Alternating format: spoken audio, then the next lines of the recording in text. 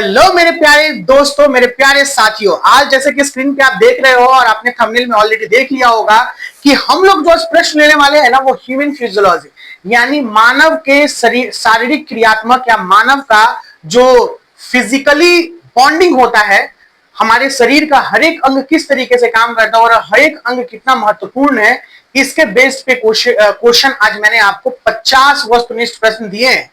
चूंकि आगे आने वाले एग्जामिनेशन में बायोलॉजी के बहुत सारे प्रश्न आपको मैच करेंगे। जैसे मध्य निषेध का एग्जाम हो गया, मध्य निषेध में इस बार बहुत ऐसे बायोलॉजी के क्वेश्चन आए हैं कि जिसे आप बहुत ही अच्छा लगा होगा। जो बच्चे पढ़ते होंगे, जो भी बच्चे लोगों ने पढ़ा होगा, उनको ये चीज बिल्कुल पसंद आया होगा कि यार ये क्या, ये तो मेरे लिए बहुत ही अच्छा है। तो कोई है क्या बात, कोई इंक्वायरी में है? पूछ लो क्या काम। तो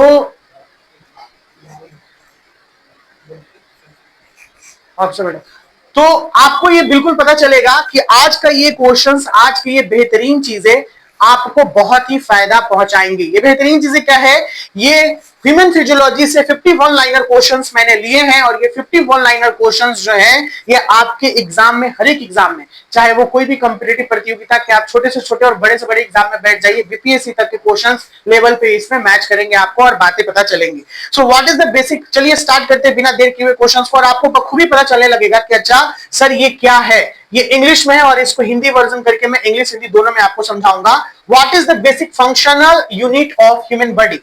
तो basic functional of unit of human body आप समझते होंगे, और इस क्वेश्चन को आपने बखूबी पढ़ा होगा कि what is the structure and functional unit of human body.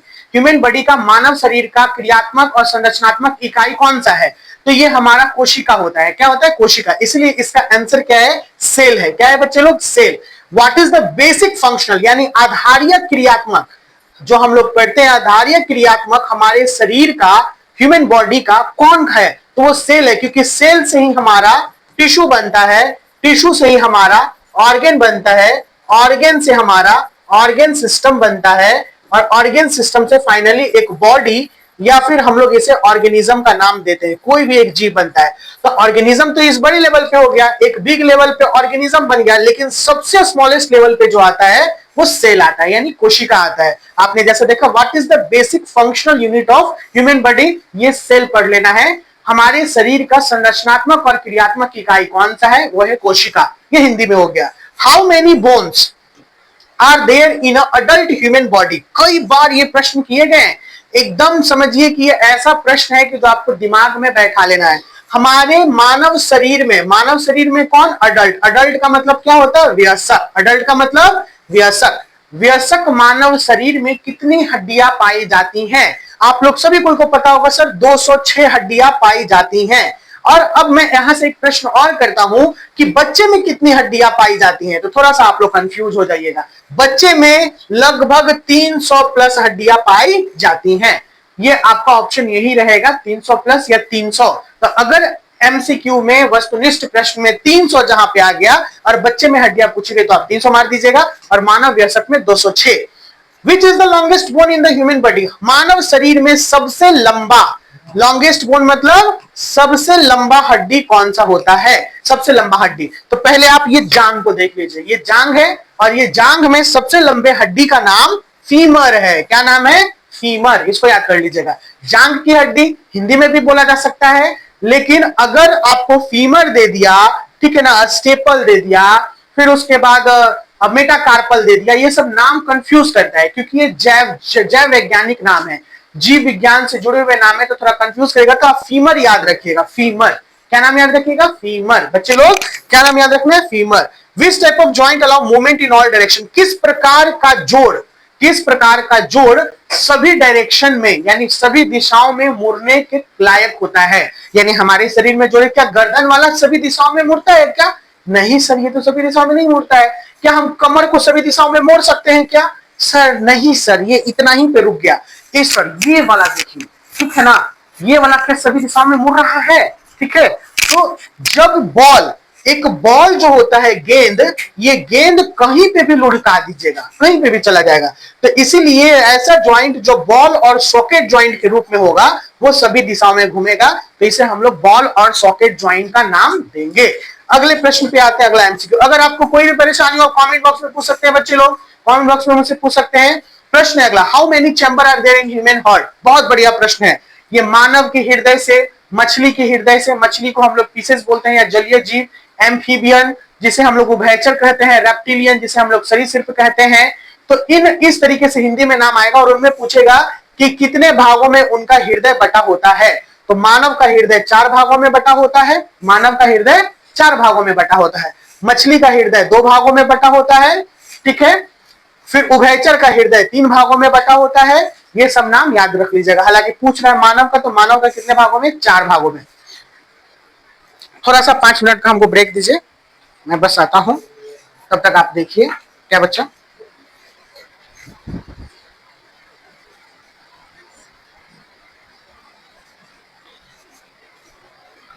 अपने सेशन को जहां से रोके हुए थे वहीं से स्टार्ट करते हैं। हमने कितने चैम्बर है हमारे हृदय में, यानी कितने भागों में बांटा गया है, 4 भागों में बांटा गया, हमने पढ़ लिया। अगला प्रश्न है, which blood vessels carries oxygenated blood from the heart to the body. यानी हार्ट टू द बॉडी से कौन सा वेन जो है, या कौन सा ब्लड वेसल्स। अब ब्लड वेसल्स कितने प्रकार के, ब्लड वेसल्स 3 प्रकार के होते हैं। एक होता है आर्टरी, दूसरा होता है वेन, और तीसरा होता है कैपिलरीज। ओके, ये तीनों का काम बहुत इंपॉर्टेंट है। अब बोल रहे हैं कि ये ऑक्सीजनेटेड ब्लड को कैरी करेगा हमारे ह्यूमन हार्ट से, ठीक है ना, from the heart to the body. ये ऑर्टा है। कौन है? ऑर्टा। इसका नाम याद रख लीजिएगा, ऑर्टा। ऑर्टा क्या नाम है? ऑर्टा। विच ब्लड वेसल्स, कौन सा ब्लड वेसल्स? तो ऑर्टा ब्लड वेसल्स है जो कैरीज यानी ले जाता है ऑक्सीजनेटेड ब्लड को from the heart to the body, यानी दिल से पूरे शरीर में। कहां से? दिल से, हृदय से पूरे शरीर में ले जाएगा। विच blood vessels carry deoxygenated blood. तो ये देखिए यहां पे ऑक्सीजनेटेड कह दिया, अब यहां पे कह रहा है डीऑक्सीजनेटेड। डीऑक्सीजनेटेड ब्लड और ऑक्सीजनेटेड ब्लड का मतलब क्या है? ब्लड में हीमोग्लोबिन होता है। क्या होता है? हीमोग्लोबिन। जब हीमोग्लोबिन O2 को बाइंड करेगा, ये बन जाएगा ऑक्सीजनेटेड, और ये हीमोग्लोबिन जब CO2 को बाइंड करेगा तो ये बन जाएगा डीऑक्सीजनेटेड। तो ये कौन लेके जाएगा? ये लेके जाएगा वेना कावा। कौन लेके जाएगा? Vena cava. From the body to the heart, यानी हमारे पूरे शरीर से, शरीर हमारा कार्बन डाइऑक्साइड प्रोड्यूस करता है, जब फूड जलता है तो, फूड बर्न करता है तो, यानी भोजन जब पचता है तो, ये पूरे शरीर से हार्ट की तरफ ले जाने वाला जो धमनी होता है, जो ब्लड वेसल्स होता है, उसको हम लोग कहते हैं वेना कावा। कौन कहते हैं? Vena cava. क्या कहते हैं? Vena cava. और जो हमारे दिल से, जैसे लंग्स हमारा ऑक्सीजनेटेड कर दिया, प्यूरिफाई कर दिया, और फिर पूरे शरीर को देने वाला है, वो है ऑर्टा। कौन है? ऑर्टा। अगले क्वेश्चन पे आइए, 8वां number. What is the normal human heart rate at rest. अच्छा, नॉर्मल समय में, जैसे कि जिस समय में आदमी रेस्ट में है, उस समय में दिल की धड़कन कितनी होती है? हार्ट रेट क्या होता है, यानी दिल की गति किस हिसाब से चलती है? तो 1 मिनट में 72 बार ये बीट करता है, 72 टाइम्स 60 मिनट में, ठीक है ना। 1 मिनट में, यानी 60 सेकेंड में, 1 मिनट में 60 सेकेंड, और ये 60 सेकेंड में, 1 मिनट में 60 सेकेंड, और ये 60 सेकेंड में 72 टाइम्स क्या हुआ? बीट किया। तो इसी बीट को हम लोग 72 बीट्स पर मिनट कहते हैं। क्या कहते हैं? 72 बार 1 मिनट में धड़केगा हमारा हृदय। अगले प्रश्न पे आइए, what is the main function of red blood cells. वाह वाह, अभी मैंने आपको तुरंत बताया। रेड ब्लड सेल्स क्यों रेड होता है? हीमोग्लोबिन की वजह से होता है। किसकी वजह से होता है? हीमोग्लोबिन की वजह से। और मेन फंक्शन हीमोग्लोबिन का क्या है? ऑक्सीजन को ट्रांसपोर्ट करना। तो ट्रांसपोर्ट ऑफ ऑक्सीजन। बहुत आसान सा सवाल था, लेकिन एग्जाम में आएगा तो आपको कंफ्यूज करेगा, ही आपको परेशान करेगा, तो परेशान नहीं होना है। विच protein in RBC carries oxygen. देखिए अब ये प्रोटीन पूछ दिया, तो हम लोग जानते हैं कि हीमोग्लोबिन एक प्रोटीन होता है। हीमोग्लोबिन क्या होता है? एक प्रोटीन भी होता है। तो आरबीसी जो ऑक्सीजन को कैरी कर रहा है, ये जो प्रोटीन मौजूद होता है वो होता है हीमोग्लोबिन। देखिए प्रश्न कैसे उलझा के पूछे जाते हैं, बदल के पूछे जाते हैं, चेंज करके पूछे जाते हैं। यहाँ पे एक बेहतरीन नमूना आपको मिल रहा है हर एक तरीके से, ठीक है। What is the normal RBC count in human. मानव शरीर में, बहुत ही अच्छा और वीवीआई क्वेश्चन, मानव शरीर में आरबीसी का काउंट कितना होता है, यानी आरबीसी कितने नंबर में होता है, रेड ब्लड सेल्स कितने नंबर में होता है? तो हम इसे बोलेंगे 4.5 टू 6 मिलियन MMQ, ठीक है। 6 मिलियन MMQ में होता है ये हमारा आरबीसी का काउंट, 4.5 टू 6 मिलियन। अब ये बताइए कि 1 मिलियन में कितना होता है? तो सर 1 मिलियन में 10 लाख होता है। कितना होता है? 10 लाख। और सब 10 लाख है तो 45 से 60 लाख पर MMQ में ये आरबीसी काउंट होता है। क्या होता है? आरबीसी काउंट होता है। दिक्कत क्या? बहुत ही अच्छा प्रश्न था। 4.5 to 6 मिलियन आरबीसी मौजूद होते हैं। What is the normal WBC count in human? WBC को, आरबीसी को रेड ब्लड सेल्स कहा हमने, आरबीसी को क्या कहा? Red blood cells.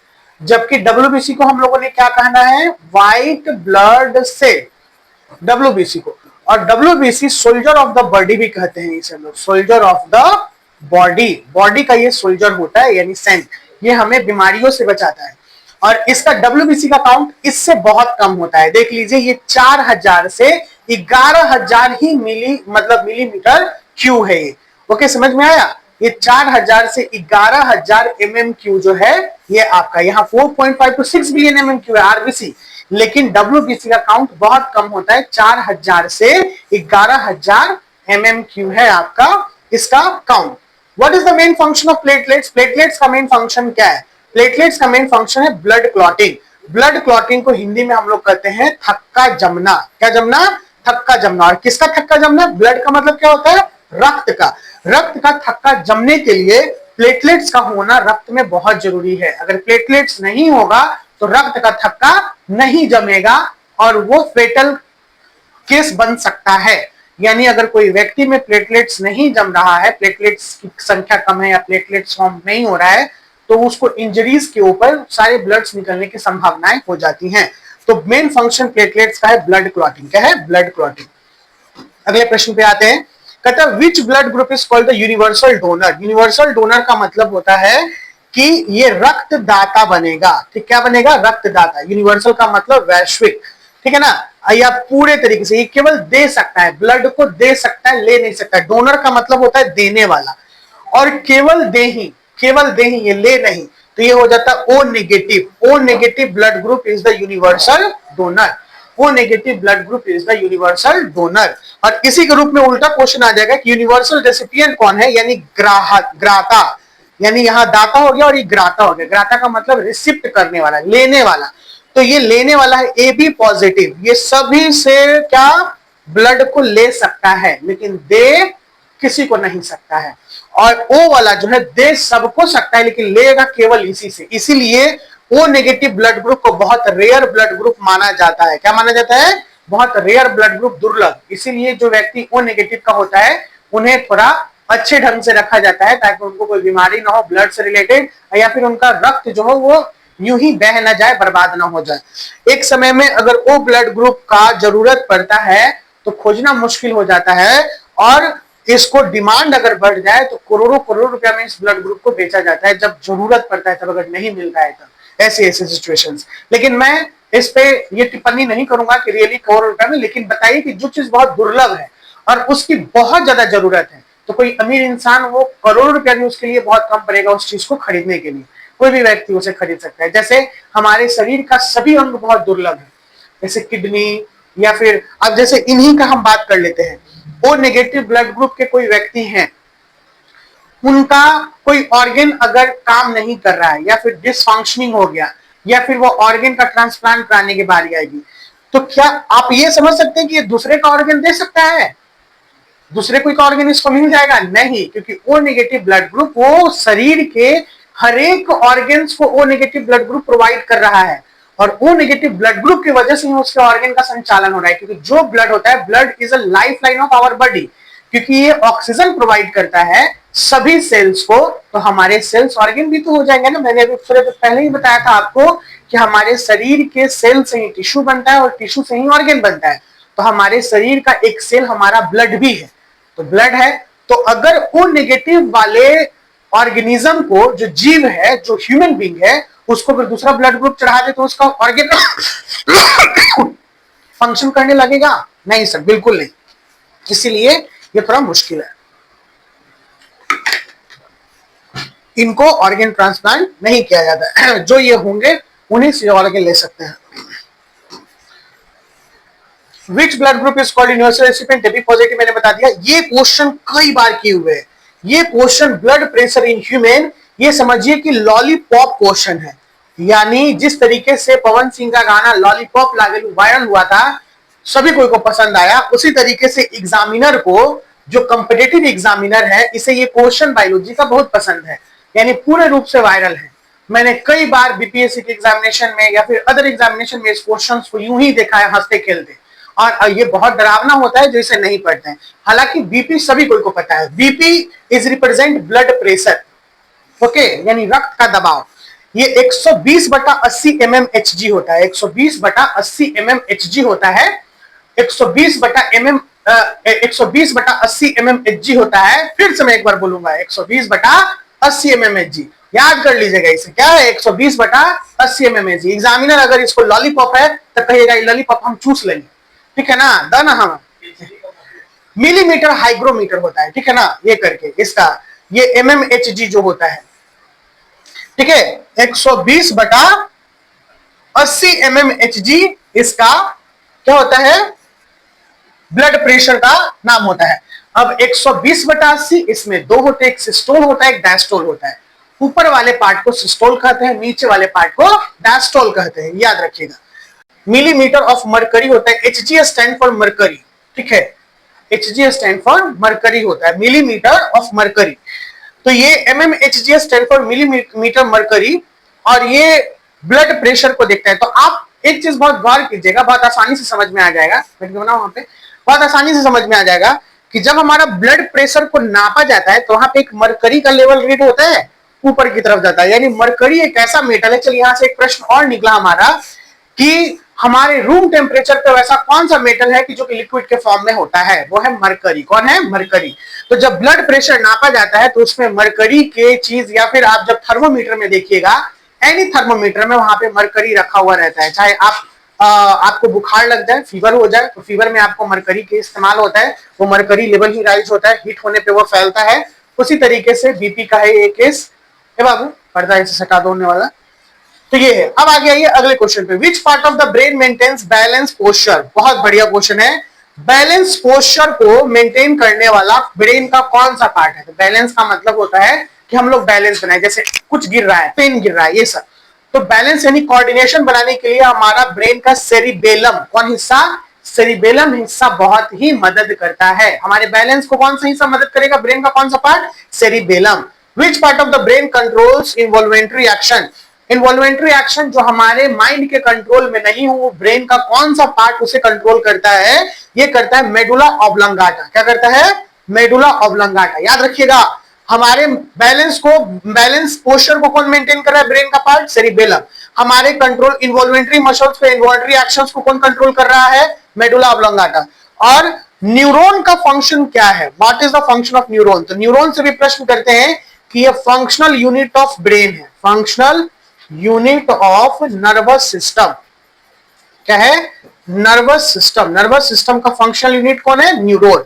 और न्यूरॉन का मेन फंक्शन क्या है? Transmission of nerve impulse.